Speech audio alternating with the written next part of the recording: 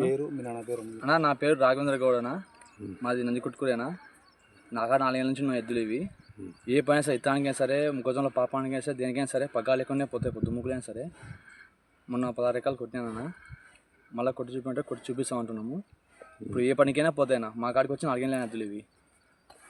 అంటే ఎవరైనా కొడతారు కదా 16 ఎకరాలు కొట్టలేరు అట్లా? కొట్టలేరు నా పగ్గాలైనా కొట్టలేదన్నా.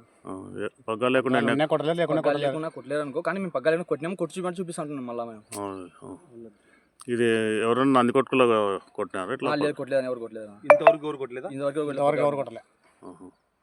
16 ఎకరాలు మొక్కజొన్న మెట్టు 3 పళ్ళ మెట్టు అని చెప్పు. 16 ఎకరాలు మొక్కజొన్న మెట్టు కొట్టినా. 3 పళ్ళ మెట్టు తోటిగా. 3 పళ్ళ మెట్టు పొద్దున 6:30 నుంచి మధ్యాహ్నం 3:30 వరకు అయిపోయిందన్న. నువ్వు ఇంకా పగ్గాలు లేకుండా ఏవి కొట్టగలుగుతావు? విత్తనానికైనా సరే, ఏడు ఏ పనైనా సరే పగ్గాలు లేకుండా పోతాయన్నా. మేము అట్లా అలవాటు నేర్పించిన దానికి. ఏమేదో లేవు ఒంగోలు? ఒంగోలువేనా. ఓకే, నీ పేరు చెప్పు. నా పేరు రాఘవేంద్ర గౌడ్ అన్న.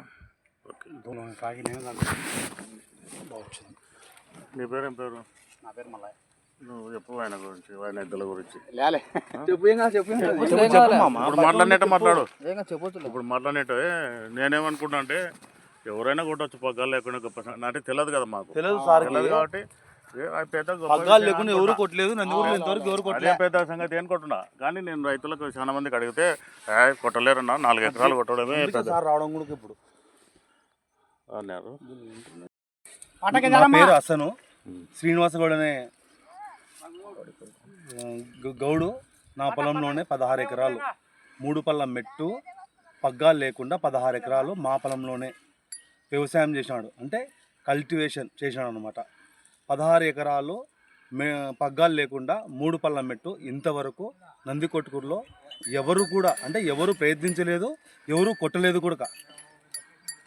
ఇదొక చరిత్రలో చెప్పుకోదగ్గ విషయమే నన్ను అడిగితే. ఎందుకంటే అంత చిన్న వయసులో ఎద్దులకు సాధన చేసుకొని ఆ పిల్లోడు 3 పళ్ళ మెట్టు ఎటువంటి కర్రలకు కూడా హాని కలగకుండా చాలా నీట్గా పద్ధతిగా మొత్తం ఉదయం 6:30కు మొదలుపెట్టి మధ్యాహ్నం 3:30 గంటల లోపల 16 ఎకరాలు 3 పళ్ళ మెట్టు పగ్గాలు లేకుండా కల్టివేషన్ చేసినాడు. ఇప్పుడు గడెంబాడకి పోతామా? ఇప్పుడు రేపే పెట్టాలా? ఎప్పుడన్నా పెట్టుకో. ఖచ్చితంగా దానికి ఇట్లా కొట్టుకుంటేనే పని. మళ్ళీ ఇప్పుడు లావుకర అయింది కదా, ఎంతకినే కాదు మనకు.